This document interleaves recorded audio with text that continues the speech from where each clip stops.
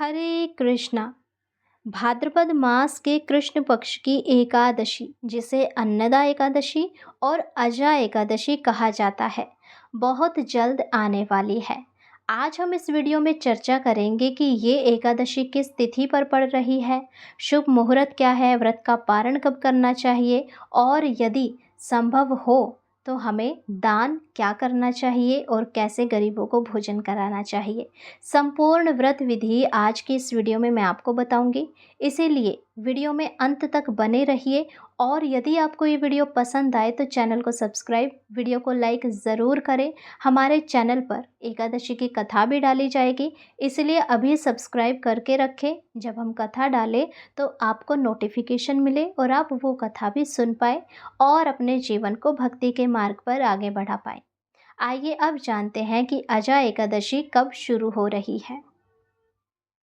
यदि मैं बात करूं एकादशी तिथि के आरंभ की, तो 18 अगस्त को शाम 5:22 पर भाद्रपद मास के कृष्ण पक्ष की ये अजा एकादशी आरंभ होगी और 19 अगस्त को दोपहर 3:32 पर इस एकादशी का समापन होगा। यदि देखा जाए तो सनातन धर्म में उदय तिथि से गणना की जाती है, तो इस प्रकार 19 अगस्त को अजा एकादशी मनाई जाएगी। वहीं 20 अगस्त के दिन इस एकादशी का पारण किया जाएगा।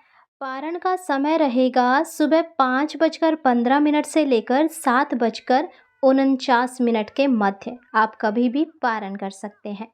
एकादशी व्रत का पारण अन्न और धन का दान करके किया जाता है। इसके लिए द्वादशी तिथि पर स्नान ध्यान के बाद भक्ति भाव से लक्ष्मी नारायण की पूजा करें और वहीं पूजा के बाद अन्न का दान अवश्य करें। यदि संभव हो तो किसी को भोजन भी कराएं। आइए मैं आपको इस अजा एकादशी की संपूर्ण विधि बताती हूँ। प्रथम यदि मैं बात करूं तो इस व्रत का जो प्रारंभ होता है वो दशमी तिथि से हो जाता है, यानी कि 18 अगस्त से ही आपको इस व्रत का पालन करना शुरू कर देना है। व्रत का फल तभी मिलता है जब आप शारीरिक और मानसिक रूप से तैयार होते हैं। शाम का भोजन, दशमी की शाम को सूर्य अस्त से पहले भोजन कर लें। इस दिन गलती से भी चावल या कोई भी तामसिक भोजन, प्याज, लहसुन और सरसों का तेल भी ना खाएं। साफ सफाई, अपने घर और पूजा स्थल की अच्छी तरह से साफ सफाई करें। मन की शांति, इस दिन किसी से भी वाद विवाद ना करें और मन को शांत रखें। ब्रह्मचर्य का पालन करें। अगले दिन यानी कि 19 अगस्त को सुबह ब्रह्म मुहूर्त में उठे और अपने नित्य कर्मों से निवृत्त हो जाएं। गंगा जल मिले हुए पानी से स्नान करें। स्वच्छ और धुले हुए वस्त्र पहने। पूर्व दिशा की ओर मुख करके भगवान विष्णु की प्रतिमा या तस्वीर के सामने हाथ में जल लेकर व्रत का संकल्प ले। आप यह कह सकते हैं कि हे भगवान विष्णु, मैं आज अजा एकादशी का व्रत कर रहा हूँ। हे प्रभु, यह व्रत निर्विघ्न पूरा हो, इसके लिए मुझे शक्ति प्रदान करना। भगवान विष्णु की मूर्ति को पंचामृत से स्नान कराएं, धूप दीप जलाएं, अगरबत्ती जलाएं, ओम नमो भगवते वासुदेवाय मंत्र का जाप करें। एकादशी व्रत की कथा सुने या पढ़ें। हमारे चैनल पर भी एकादशी व्रत की कथा डाली जाएगी, इसलिए आप सब्सक्राइब करके बेल आइकन दबा कर रखें ताकि जब हम कथा डालें तो उसका नोटिफिकेशन आपको समय पर मिले और आप कथाएं सुन पाएं। इस कथा को सुनने मात्र से ही पिछले जन्मों के पापों का नाश हो जाता है। दिन भर आप ध्यान भगवान विष्णु जी के चरणों में रखें। यदि संभव हो तो तुलसी जी के समीप बैठकर हरे कृष्ण महामंत्र का जाप करें। किसी की बुराई ना करें, झूठ ना बोले, क्रोध से बचें।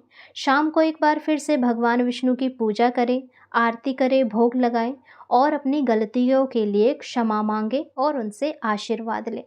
यदि संभव हो तो रात्रि को जागरण करें। उसके बाद 20 अगस्त को पारण के समय पर पारण करें और सुबह जल्दी उठकर स्नान करें, भगवान विष्णु को प्रणाम करें, अन्न का दान करें। आप किसी गरीब या ज़रूरतमंद व्यक्ति को भोजन भी करा सकते हैं या दान दे सकते हैं। व्रत खोलने के लिए प्रसाद ग्रहण करें। वहीं दशमी और एकादशी के दिन जहाँ चावल खाने की मनाही होती है, द्वादशी के दिन चावल खाकर ही व्रत खोला जाता है। प्रसाद ग्रहण करने के बाद आप सामान्य भोजन कर सकते हैं। इस प्रकार यदि आप व्रत करते हैं तो आपका व्रत संपन्न होता है, खुशीपूर्वक मंगलमय होता है और भगवान की असीम कृपा आप सभी पर बनी रहती है। यदि आप भी लक्ष्मी नारायण की असीम कृपा पाना चाहते हो तो व्रत करें। यदि व्रत करने में संभव ना लगे तो कम से कम इस दिन कथा अवश्य सुने। आप ये वीडियो अपने सगे संबंधियों सबको शेयर करें ताकि हर कोई इस पवित्र, दुर्लभ और पावन एकादशी के बारे में जान पाए और ये व्रत कर पाए। हरे कृष्णा।